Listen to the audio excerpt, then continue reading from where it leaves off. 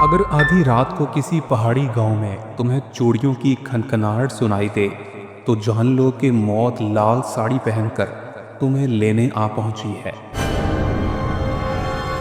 पुरानी सदियों की बात है जब शुमाली पहाड़ों के बीच एक छोटा सा गांव नरियानाबाद था। गांव वाले सादा लोग थे, खेतों और मवेशियों पर गुजारा करते थे। मगर इस गांव की फिजा में एक ऐसा खौफ रच बस चुका था जिसका जिक्र सुनते ही लोगों के हाथ पांव कांपने लगते थे, उनकी सांस फूल जाती थी। हर रात जब घुप अंधेरा हो जाता, रात के 2 बज जाते, तो इस गांव के करीब पहाड़ियों पर धुंध छा जाती थी। गांव के लोग अपने दरवाजे अंदर से बंद कर लेते थे, चिराग बुझा देते और बच्चे अपनी माओ की गोद में ऐसे लिपट जाते जैसे कोई उन्हें लेने आ गया हो, क्योंकि सबको मालूम था कि आधी रात को लाल साड़ी वाली भूतनी आकर आज किसी की मौत का बायस बन जाएगी। वो सुर्ख साड़ी में लिपटी, माथे पर बड़ी सी बिंदिया, बाल खुले हुए और चेहरे पर एक अजीबो गरीब सफेदी लेकर आती थी।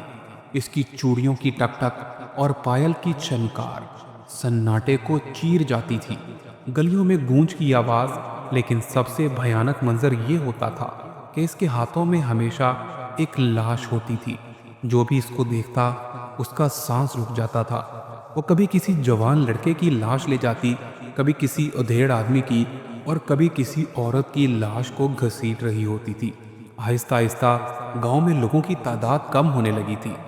किसी को नहीं मालूम था कि वो लाशें आखिर कहाँ गायब हो रही हैं और ये भूतनी उनका करती क्या है। कुछ लोग कहते थे वो लाशें पहाड़ में ले जाकर कुएं में फेंक देती है और सारा खून पी जाती है। कुछ कहते थे कि वो उन्हें अपने शैतानी शौहरों की नजरें कर देती है। एक दिन गांव के बुजुर्गों ने हिम्मत करके इरादा किया कि वो इस गांव को छोड़कर कहीं दूर दराज इलाके में चले जाएंगे। लेकिन इस रात लाल साड़ी वाली भूतनी अचानक से नमूदार हो गई और पूरे गांव में एक जोरदार आवाज गूंजी, जो यहां से जाएगा उसका पूरा खानदान राख बन जाएगा। इस दिन के बाद किसी ने जाने की हिम्मत ना की। गांव में जैसे खौफ ने सभी को जकड़ लिया हो। रात को अचानक से कुत्ते रोते थे, दरख्तों के साए इंसानों जैसे लगने लगे। हवाओं में कभी कभी किसी के हंसने की खौफनाक आवाज आती थी। ये सिलसिला कई सालों तक चलता रहा, यहाँ तक कि रात गांव में एक मांत्रिक आ पहुंचा। इसने काला लिबास पहना हुआ था, हाथ में इसके असा था और गले में मंत्र पढ़ने वाली माला। गांव वालों ने आखिर इससे ही फरियाद कर डाली। मांत्रिक इस बारे में नहीं जानता था कि यहाँ पर लाल साड़ी वाली भूतनी भी रहती है, और जैसे ही गांव वालों ने इसके आगे हाथ जोड़े तो उन्होंने कहा कि हमें इससे बचा लो। मांत्रिक ने जैसे ही गांव में बड़ा सा पड़ाव किया, उसने एक बहुत बड़ा सावन सा दस्ता वहां रख दिया, आग जला दी और मंत्र पढ़ने लगा। जैसे ही घड़ी ने 12 बजाए, धुंध गहरी हो गई। अचानक लाल साड़ी वाली भूतनी आ गई और पूरा गांव चीख पड़ा। लाल वाली भूतनी के हाथ में एक बच्चे की लाश थी। पूरे गांव में चीखों का मंजर। मांत्रिक भी परेशान था, लेकिन मांत्रिक बहुत मजबूती के साथ अपनी जगह पर खड़ा रहा और ऊंची आवाज में मंत्र पढ़ने लगा।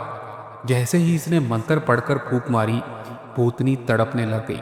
इसका चेहरा सुर्ख हो गया और मस्क होकर ये जैसे एक कोयले में तब्दील हो गई।